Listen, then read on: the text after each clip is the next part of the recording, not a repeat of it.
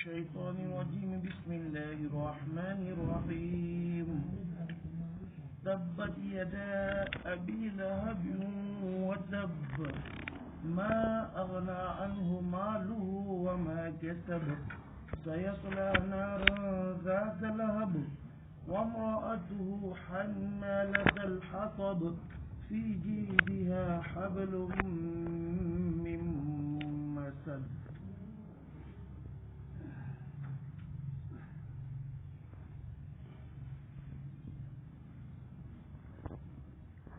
سورہ تبت مکی سورت ہے.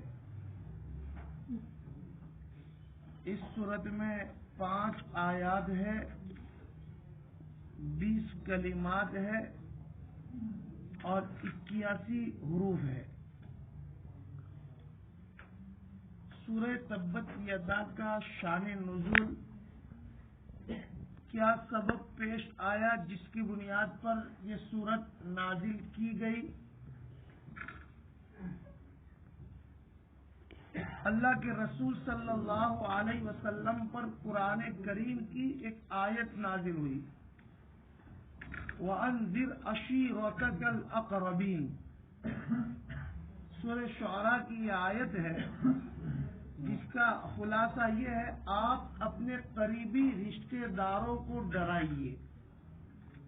وَأَنذِرْ عَشِيرَتَكَ الْأَقْرَبِينَ. جب یہ آیت نازل ہوئی تو اللہ کے رسول صلی اللہ علیہ وسلم کوہ صفا پر چڑھ گئے، لوگوں کو آواز دی، سب لوگ جمع ہو گئے تو آپ صلی اللہ علیہ وسلم نے ان سے فرمایا اگر کوئی ایسی بات تم سے کہوں جو عقل میں نہ آتی ہو تو کیا تم یقین کر لو گے؟ مثلا میں کہوں کہ ایک بہت بڑا لشکر اس پہاڑ کے پیچھے کھڑا ہے جو تم پر حملہ آور ہونا چاہتا ہے تو تم یقین کر لو گے؟ سب نے بیک زبان ہو کر کہا ہاں ہم آپ کی بات پر یقین کر لیں گے. تب آپ صلی اللہ علیہ وسلم نے فرمایا میں تم کو ایک سخت عذاب سے ڈراتا ہوں، اگر تم مجھ پر اور قرآن پر ایمان نہیں لاؤ گے تو وہ عذاب تم کو ہوگا. اس پر ابو لہب جو نبی کریم صلی اللہ علیہ وسلم کا سوتیلا چچا تھا، اس نے کہا تبا لک، تیرے لیے ہلاکت ہو، تیرے لیے ستیہ ناسی ہو، تو برباد ہو. کیا اسی لیے تم نے سب کو جمع کیا تھا؟ اور بہت سخت بات کہی. اس کے جواب میں اللہ تبارک و تعالیٰ نے یہ سورت نازل فرمائی، تبت یدا ابی لہب وتب ما اغنی عنہ مالہ وما کسب الی آخر الآیہ. ابو لہب کو ابو لہب کیوں کہتے ہیں؟ کنیت ہے ابو لہب. اللہ تبارک و تعالیٰ نے اس سورت کو ابو لہب کے اس سخت بات اللہ کے رسول صلی اللہ علیہ وسلم کو کہنے پر نازل فرمائی اور اس کو ابو لہب سے یاد کیا. تبت یدا ابی لہب، گویا اس صورت میں ابو لہب کو کنیت سے یاد کیا. حالانکہ اہل عرب کے نزدیک کنیت ادب اور تعظیم کا لفظ سمجھا جاتا ہے، لیکن اس صورت میں ابو لہب کو جو کنیت سے یاد کیا تو یہ تعظیم کے لیے نہیں، یہ اس کے ادب کے لیے نہیں، بلکہ اس کی قباحت کے لیے. اس لیے کہ ابو لہب کے معنی ہے شعلے والا، لہب کے معنی ہے شعلہ اور ابو کے معنی ہے والا، شعلے والا، مراد جہنمی. اس صورت میں ابو لہب کنیت کے ساتھ ذکر کیا گیا. اس کی وجہ یہ ادب اور تعظیم مقصود نہیں بلکہ اس کا جہنمی ہونا واضح ہو جائے. اور حضرات کہتے ہیں کہ ابو لہب کنیت اس لیے ذکر کی کہ اس کا نام عبد العزیٰ تھا، جو شرکیہ نام تھا، اس لیے آیت میں ابو لہب کنیت کے ساتھ اس کو ذکر کیا گیا، عبد العزیٰ نام کے ساتھ ذکر نہیں کیا گیا۔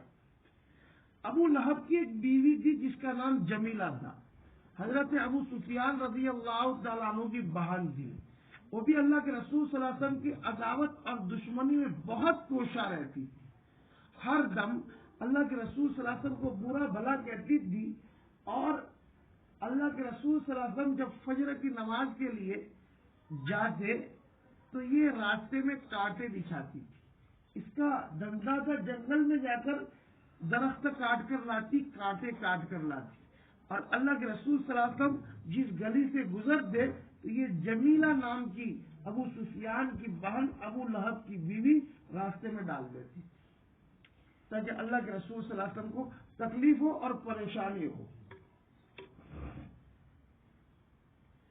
اتفاق کی بات یہ ہوئی کہ ایک دن یہ جمیلہ جنگل میں گئی جھاڑی کاٹنے کے لیے، نیت تو صاف تھی نہیں، مقصد تو اللہ کے رسول صلی اللہ علیہ وسلم کو تکلیف پہنچانا تھا۔ لکڑیاں کاٹی، گٹھر بنایا اور گٹھر بنا کر سر پر رکھا، ایک رسی یہاں باندھی اور ایک رسی پیچھے چھوڑی، تو یہ رسی گلے میں پھنس گئی، اٹک گئی اور اس کو پھانسا لگ گیا، اسی میں وہ مر گئی۔ اللہ کا نظام ہے نا، رسول کے ساتھ دشمنی، رسول کے ساتھ عداوت، رسول کو ہر دم تکلیف پہنچانے کی تدبیریں کرنا۔ آج بھی گئی تھی، گٹھر تو بنایا، سر پر اٹھایا اور ایک رسی یہاں باندھنی تھی اور ایک پیچھے باندھنی تھی، تو رسی گلے میں اٹک گئی اور پھنس گئے اور اسی میں مر گئے۔ اللہ تبارک و تعالیٰ نے اسی مضمون کو اس صورت میں بیان کیا ہے۔ ابو لہب نے اللہ کے رسول صلی اللہ علیہ وسلم پر بہت ظلم کیا، اتنا ہی نہیں، اللہ کے رسول صلی اللہ علیہ وسلم کی 2 بیٹیاں ابو لہب کے 2 بیٹوں کے نکاح میں تھی، عتبہ اور عتیبہ، ام کلثوم اور رقیہ۔ جب اللہ کے رسول نے کوہ صفا سے صدا دی، ابو لہب مخالف ہو گیا، اپنے دونوں بیٹوں کو بلایا، عتبہ اور عتیبہ کو، کہ دونوں لڑکیوں کو طلاق دے، یا محمد ہمارے بوتوں کو برا بھلا کہنا چھوڑ دے، ہمارے ساتھ ہو جائے۔ عتبہ خاموش رہا، عتبہ کچھ نہیں کہا، عتیبہ وہاں سے اٹھا، اللہ کے رسول صلی اللہ علیہ وسلم کی خدمت میں آیا اور تھوکا، برا بھلا کہا اور طلاق دی۔ اللہ کے رسول صلی اللہ علیہ وسلم نے اس موقع پر بد دعا دی تھی، اللہ اپنے کتوں میں سے کوئی کتا اس پر مسلط کرے، عتیبہ۔ اور ہوا بھی ایسا، کئی سفر میں تھا اور کام دما ہو گیا۔ تو اس صورت میں یہ مضمون بیان کیا گیا، تبت یدا ابی لہب وتب، عورت مر گئی اور ابو لہب بھی برباد ہوا۔ ابو لہب اس کی دنیاوی وجاہت اور مالداری اس کو کام نہیں آئی، چنانچہ اللہ تبارک و تعالیٰ فرماتے تبت یدا ابی لہب وتب، تبت یدا ابی لہب، ابی لہب کے دونوں ہاتھ ٹوٹ گئے، برباد ہوئے، ہلاک ہوئے، وتب، اور وہ خود بھی ٹوٹ گیا اور ہلاک ہوا، اس کے دونوں ہاتھ بھی ہلاک ہوئے اور وہ خود بھی ہلاک ہوا۔ اب دونوں ہاتھ سے کیا مراد ہے؟ کیا یہ ظاہری ہاتھ مراد ہے؟ مفسرین کہتے ہیں کہ نہیں، ہر انسان کے اندر اللہ تبارک و تعالیٰ نے کتنی قوتیں رکھی ہیں؟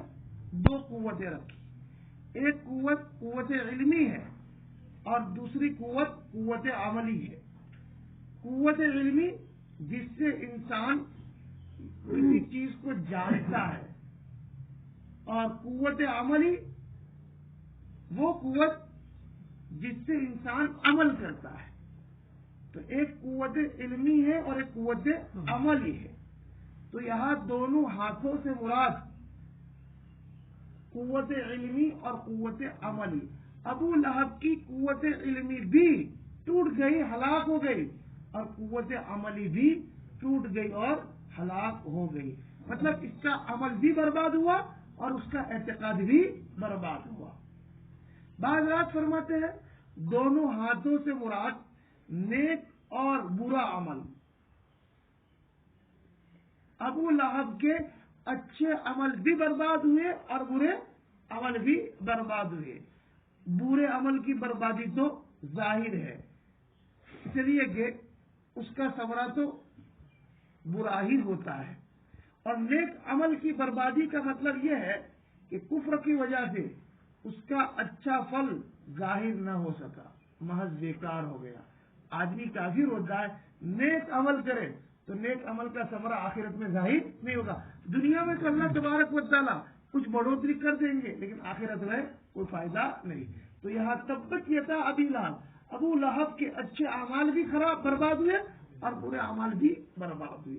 اور بعد میں کہا دونوں ہاتھوں سے مراد ظاہری اور باطنی عمل، اور بعد میں کہا دونوں ہاتھوں سے مراد دو عمل، قوی اور ضعیف. قوی اور ضعیف، کہ قوی عمل بھی برباد ہو گئے اور ضعیف عمل بھی برباد ہو گئے. تبت یدا ابی لہب وتب، ٹوٹ گئے ہاتھ ابی لہب کے اور ٹوٹ گیا وہ آپ. ایک ترجمہ. دوسرا، ابو لہب کے دونوں ہاتھ ہلاک ہوئے اور وہ خود بھی ہلاک ہوا. ما اغنا عنہ مالہ وما کسب، کام نہیں آیا اس کو مال اور نہ جو اس نے کمایا. مالدار تھا ابو لہب، دولت کی فراوانی اس کے پاس، اور مکہ میں چودھری شمار ہوتا تھا. تو اس کے پاس جو مال تھا، مال اس کو کام نہیں آیا، مال نے کچھ فائدہ نہیں پہنچایا. معلوم ہوا کہ فائدہ پہنچانے والی چیز ایمان ہے، فائدہ پہنچانے والی چیز دولت کا انبار اور مال کی فراوانی نہیں ہے. یہ جو کہا ما کسب، ما کسب، تو ما کسب سے کیا مراد ہے؟ مفسرین کہتے ہیں ما کسب سے مراد نام و شہرت، عزت و مرتبہ، اولاد، دوست احباب اور نوکر چادر. ابو لہب کو ان میں سے کوئی چیز کام نہیں آئی، نہ شہرت کام آئی، نہ عزت کام آئی، نہ اولاد اور دوست کام آئے، نہ مرتبہ کام آیا. بعض رات کہتے ہیں یہ بھی ہو سکتا ہے کہ مالہو سے موروثی مال مراد ہو اور ماں کسب سے اپنے ہاتھ سے کمایا ہوا مال. ارے باپ دادا کی طرف سے جو مال چلا آ رہا تھا وراثت کے طور پر، یہ بھی کام نہیں آیا. اور خود ابو لہب نے اپنے ہنر مندی سے جو مال کمایا تھا وہ بھی کام نہیں آیا. بعد نے کہا کہ ماں کسب سے مراد فرزند ہے کہ ابو لہب کے اولاد بھی اس کو کام نہیں دیا، اس کے فرزند بھی ان کو کام نہیں آیا. مراد یہ ہے کہ مال اور دولت اور حسب و نسب ابو لہب کو کام نہیں آیا. کیوں؟ اس لیے کہ اس کے پاس ایمان کی دولت نہیں دی. آخرت میں کام آنے والی چیز تو فقط کیا ہے؟ ایمان ہے، دوسری چیزیں نہیں ہے. سیصلیٰ نارا ذات لہب، اب پڑے گا ڈیگ مارتی آگ میں. مطلب ان قریب ابو لہب جہنم میں داخل ہوگا. ذات لہب، بھڑکنے والی، دہکنے والی. جہنم کی جو آگ ہوتی ہے وہ معمولی آگ نہیں ہوتی بلکہ چنگھاڑتی ہوئی اور دہکتی آگ میں ابو لہب داخل ہوگا. مطلب یہ ہے کہ ابو لہب مرتے ہی آگ میں ڈالا جائے گا. دوسرے کافروں کی طرح اس کے لیے قیامت کا انتظار نہیں کیا جائے گا. دوسرے کافروں کو کب جہنم میں داخل کیا جائے گا؟ جب قیامت قائم ہوگی اور اس کے بعد حساب کتاب پھر داخل کیا جائے. اور ابو لہب کو تو مرتے ہی داخل کیا جائے گا. کیوں؟ اس لیے کہ اللہ کے رسول صلی اللہ علیہ وسلم کو سخت تکلیف پہنچائی تھی. اللہ کے رسول صلی اللہ علیہ وسلم کا سوتیلا چچا تھا. اتنا قریبی رشتہ دار ہونے کی وجہ سے اللہ کے رسول صلی اللہ علیہ وسلم کے عمدہ اخلاق، عمدہ صفات، آپ کی سچائی، آپ کی دیانت داری بچپن سے وہ جانتا تھا. مگر اس کے باوجود اس نے آپ صلی اللہ علیہ وسلم سے شدید دشمنی اور عداوت رکھی. اس لیے مرتے ہی سیدھا جہنم میں داخل ہوگا. اور اس کے عذاب کے شدید ہونے کی ایک وجہ یہ بھی ہوگی کہ اس کے سامنے اس کی بیوی کو بھی جلایا جائے گا تاکہ اور تکلیف ہو. اس کی بیوی کو بھی اس کے سامنے جلایا جائے گا تاکہ ابو لہب کو اور تکلیف ہو. وَامْرَأَتُهُ حَمَّالَةَ الْحَطَبِ، اور اس کی جورو، اس کی بیوی، حمالۃ، جو سر پر لیے پھرتی ہے ایندھن. اللہ کے رسول صلی اللہ علیہ وسلم کے لیے کانٹے لینے جاتی تھی، ایندھن لینے جاتی تھی، ساتھ میں کانٹے بھی لاتی تھی. اس کا تعارف کروایا. اور اس کی عورت، اس کی بیوی، اس کی جورو، کس کی؟ ابو لہب کی، جو کیا تھی؟ حمالۃ الحطب، اپنے سر پر ایندھن لیے پھرتی ہے. جس طرح ابو لہب نے بیوی کی وجہ سے اللہ کے رسول صلی اللہ علیہ وسلم کے ساتھ زیادہ عداوت کی تھی، اسی طرح اس کی بیوی کو اس کے سامنے عذاب دے کر ابو لہب کے دکھوں میں اضافہ کیا جائے. بیوی کی بات میں آ کر اللہ کے رسول سے دشمنی کی ابو لہب نے، تب اس کے بدلے میں اللہ تبارک و تعالیٰ اس کی بیوی کو ابو لہب کے سامنے جلائیں گے تاکہ ابو لہب کو اور مزید تکلیف پہنچے. فی جیدہا حبل من مسد، اس کی گردن میں رسی موج کی. فی جیدہا، اس کی گردن میں رسی موج کی. جیدن اس کے معنی گردن کے آتے ہیں، حبل کے معنی رسی کے آتے ہیں، اور مسد کے معنی موج. پتنگ ہوا میں لہراتے ہیں نا، اس کا جو دھاگا ہوتا ہے اس کو موجو بولتے ہیں. موجو، وہ مخصوص کانچ میں اس کو پلایا جاتا ہے تو وہ رسی بڑی مضبوط ہوتی ہے، انسان کے ہاتھ اور انگلیوں کو کاٹ ڈالتی ہے. اس کو موج کی رسی کہتے ہیں. تو فی جیدہا حبل من مسد، اس کی گردن میں رسی ہے موج کی. اور موج کی رسی کی خصوصیت یہ ہے کہ پسینے سے بھیگ کر اینٹ جاتی ہے، لگ جاتی ہے، چپک جاتی ہے اور گلا گھونٹ ڈالتی ہے. اسی طرح یہ عورت مری تھی. اللہ نے اس کا تذکرہ کیا. سورت کا خلاصہ کیا؟ یہ سورت ہمیں کیا درس دیتی ہے؟ یہ سورت ہمیں کیا اپیل کرتی ہے؟ سورت کا خلاصہ یہ ہے کہ ابو لہب حسب و نسب کے اعتبار سے، دنیاوی مال و جاہ کے لحاظ سے بڑا مقام رکھتا تھا، مگر اس نے اللہ کے رسول صلی اللہ علیہ وسلم سے دشمنی کی، دین حق کا انکار کیا، تو ہمیشہ ابدی ہلاکتی اور تباہی اس کو نصیب ہوئی. اس لیے ہر شخص کو چاہیے کہ وہ حسب و نسب، مال و دولت، دنیاوی عزت، سرداری پر مغرور نہ ہو، اللہ والوں کے ساتھ تعلق پیدا کرے. اسی لیے اللہ کے رسول صلی اللہ علیہ وسلم نے اپنی پھوپھی حضرت صفیہ رضی اللہ عنہا اور اپنی صاحبزادی حضرت فاطمہ رضی اللہ تعالی عنہا سے اس سورت کے نازل ہونے کے بعد فرمایا تھا، لا املک لکم من اللہ شیئا. درس اور مضمون کا خلاصہ یہ ہوا، اللہ والوں کے ساتھ تعلق رکھنا چاہیے، اپنے مال پر گھمنڈ نہ کرنا چاہیے، اپنے حسب و نسب اور وجاہت پر گھمنڈ نہ کرنا چاہیے، اپنی عزت پر ناز نہ کرنا چاہیے. اللہ کے یہاں حسب و نسب کام نہیں آتے، اللہ کے یہاں مال و دولت کام نہیں آتی. اللہ کے یہاں تو ایمان کام آتا ہے، دین کام آتا ہے. اور دین اور ایمان کہاں سے ملتا ہے؟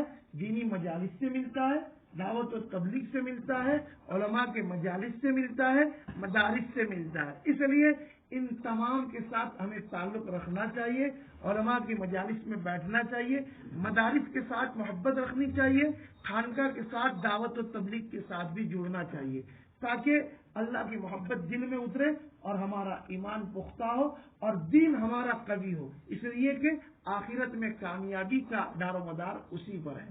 اللہ تبارک و تعالی سورت کا مضمون سمجھنے کی توفیق عطا فرمائے، عمل کرنے کی توفیق عطا فرمائے. وآخر دعوانا ان الحمد للہ رب العالمین.